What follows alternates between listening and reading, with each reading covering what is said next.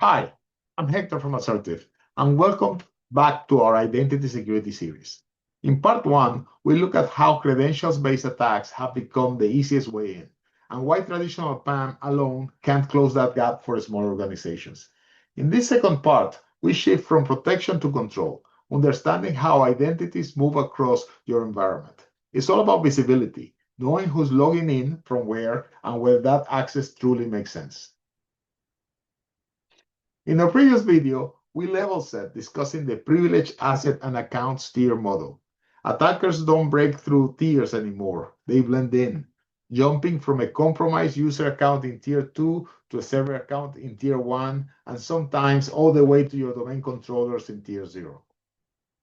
We also discussed how challenging it can be, especially for small organizations, to see which users still have access to critical systems and informations, which service accounts are dormant or forgotten, and in some cases, even how many of them exist at all.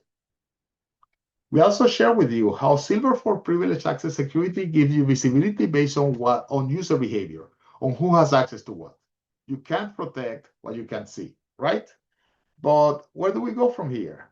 That's where cross-tier authentication monitoring and virtual fencing comes in. By classifying assets and accounts into logical tiers and enforcing boundaries between them, Silverfort Privileged Access Security makes privilege misuse visible and containable. Let's start by defining cross-tier alerts. These alerts help us identify privileged users' misuse. Let's see how this works.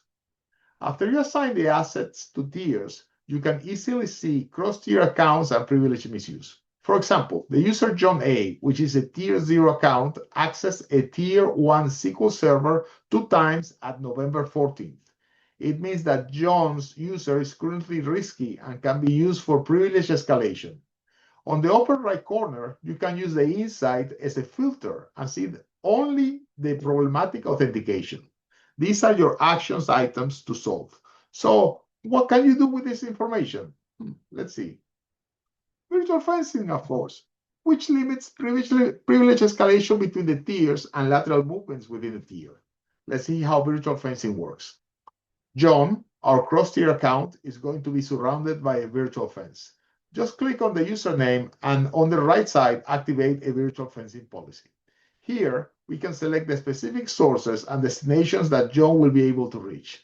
Maybe we will allow his account to access a destination only by using a remote connection from an existing PAM proxy, for example, and not from his personal laptop, because it is less vulnerable this way. Silverfort can enforce it. Choose your sources, destinations, and even protocols, and select what happens outside the fence. You can block access or send a notification to your integrated SIEM. You may want to first only send SIEM notifications in order to learn and understand the behavior, define the security strategy going forward, and then apply a deny policy. Let's do this now. Excellent. In this example, John will be able to access only the domain controller machines, and other authentications will be denied. The next time John A will try to log into the DC, he will need to authenticate himself using MFA. There we are. In the next videos of this series, we'll continue discussing how Silverfort helps small organizations secure privileged access and showing you how easy it is to adopt. Thank you so much for your time, and I look forward to seeing you in our next installment.